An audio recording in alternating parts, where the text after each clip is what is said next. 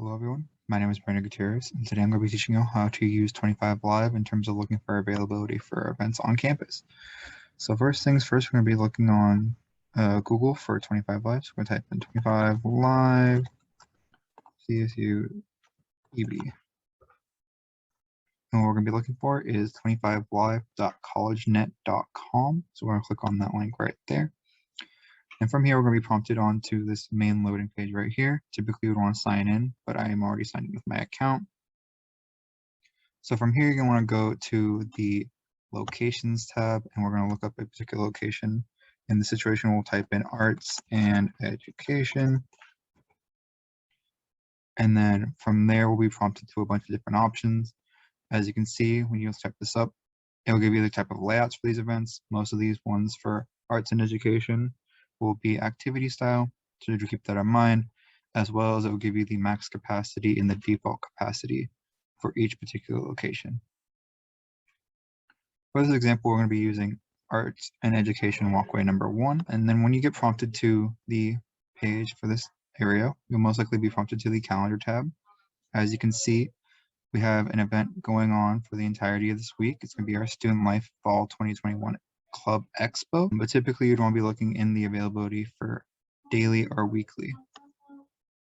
So when this page loads, you're going to see a pretty basic layout. What these tend to signify with these little squares is half-hour increments. So starting here, we're going to have 8 o'clock to 8:30, and then from here from 8:30 to 9 o'clock. So do keep that in mind. As well, you can kind of see if these time slots are going to be booked or available. So for this week, we're going to be having the time slots from 11 a.m. to 1 p.m. booked for the Fall 2021 Club Expo. But if you would look lower down in the week, or for next week, you would see that these spots are more than available. A good way to kind of indicate how these systems work is to look at the legend. So as you can see, default event will be green, a related event will be orange, a pending event will be purple, and then requested events and draft events have varying colors, will have a different kind of pattern to signify that they are still being requested or being drafted. And below that, there are going to be blackouts, which will be dates that nothing is available, and those will be a darkish gray, and then for closed hours, will be more of a lighter gray, as you can see with these over here. For the typical time frame during the week for campus locations, it's going to be open from about 8 a.m. to 4 p.m., so to keep that in mind.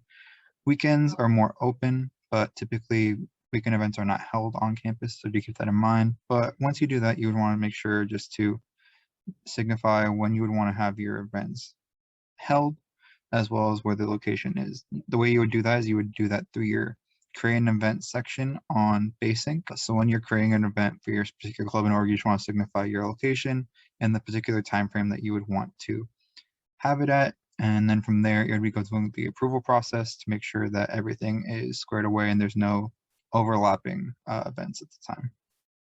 With that being said, hopefully this tutorial was able to help you, and I hope you all have a wonderful day.